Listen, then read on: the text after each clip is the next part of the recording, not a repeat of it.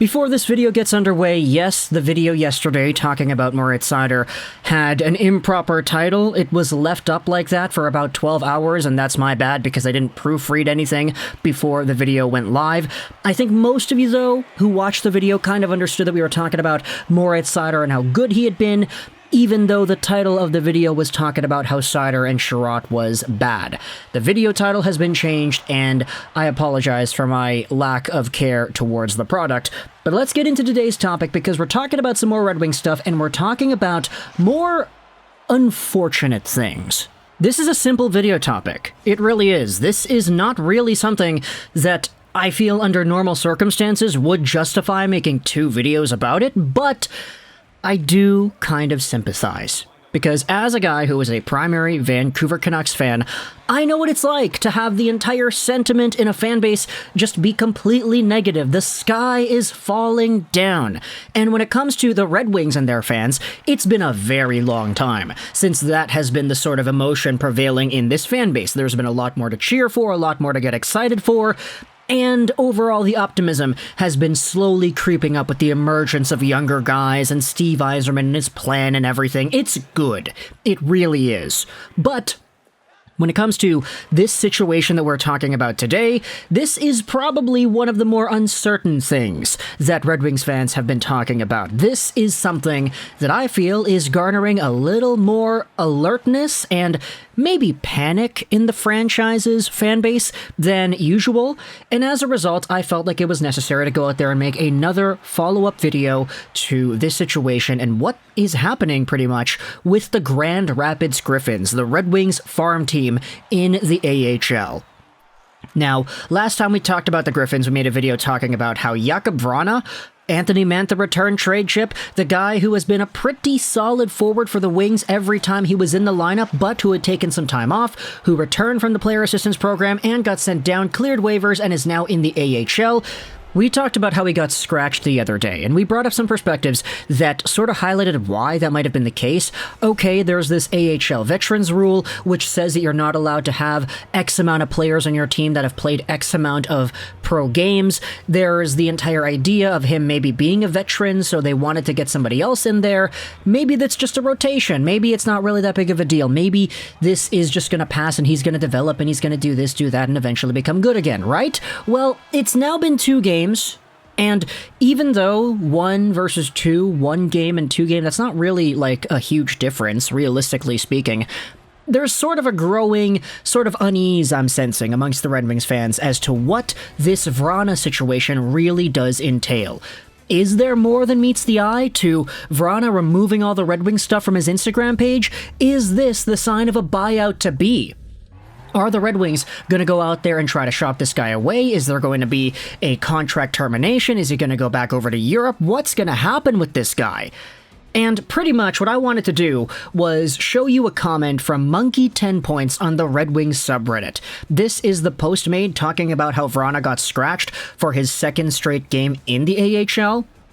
And what Monkey10Points goes out there and does is kind of do a really good job, I think, at settling down the unease, or if you were uneasy about the situation, please take some time to listen to this comment.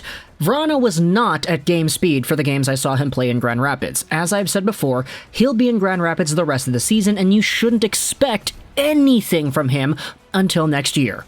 It's obvious he was not able to skate at all while in the assistance program and will need a lot of time to get back to it.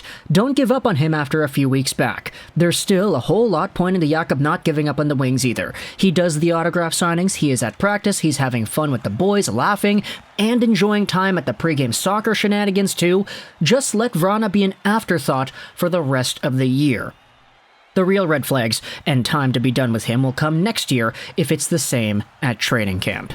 And this is sort of the thing that I don't really know if we hammered the point down home enough in the prior videos, that Vrana, even though we know he's a talented player at the NHL level, the entire time he's been with Detroit, he has been very good when he's in the lineup. It's just he hasn't been in the lineup all too much over the past 2 years. We all know that there is talent there. It's just, upon this return, in the Grand Rapids system, 1 assist, 6 games played, getting scratched once, getting scratched twice, even though this is a good player, Sometimes good players go through stretches where they really just can't bounce back right away. And when you're not playing for an extended amount of time while in the player assistance program, that's going to get to you.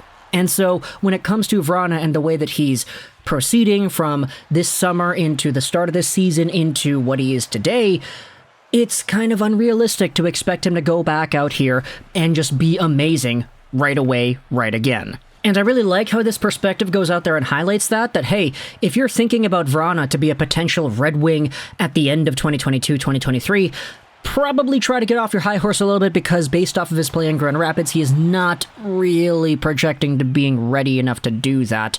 But, of course, even though there are many people that still want to see Vrana succeed, and they are Red Wings fans, and they know his contributions to the team over the years, there still are many others who are on the side of pessimism in this same comment section thread that I wanted to show you here. Miss Days says, "We are over the denial phase. It's time for acceptance." White Lightning 91 then replies saying this, "The whole Vrana saga over the last few weeks reminds me of when you, or someone you know, is in a bad relationship, but one person keeps making excuses as to why the obvious red flags are nothing more than extenuating circumstances that have a perfectly reasonable explanation. They just continue to convince themselves that everything is fine and there's nothing to worry about. But at this point, I can't do it anymore.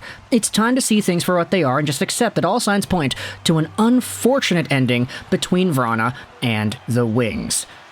And, you know, there are a lot of people agreeing with this perspective as well. Two sides, different coin, or maybe two sides of the same coin, I guess. You know what? We'll say that that's the coin of passion, the coin of being involved and emotionally invested in this team, because on the one hand, you could say, yeah, we know how good he was, we want him to be that good again, but unfortunately it's going to take a very long time for him to do that. He's still showing up to practice, he still looks happy playing with Grand Rapids, so we just gotta hope that he's inevitably able to get that talent back and become a star Red Wing, posting up 25-plus goal seasons. I'm gonna say not once again, because he had never done that with Detroit, but being on pace to doing that again. But then you have the other side saying, man, it sucks seeing all this stuff going down with him because he's not playing AHL hockey. He is quote-unquote not good enough to play in that lineup, and he did not look good when he played in general, so where exactly is this going to go?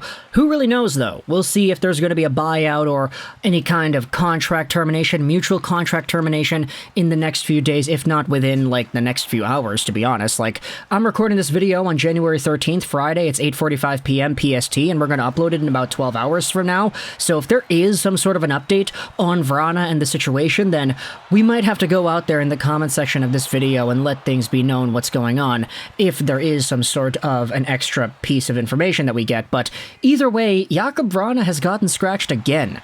Some are going out there on the side of optimism, others believe this may be a very unfortunate sign. However, I do want to say one more thing before this video ends off, is that there isn't really anybody on the mainstream hockey platforms that is talking about this. There's no Friedman, there's no Chris Johnston, there's no Sarah Bailey, there's no LeBrun.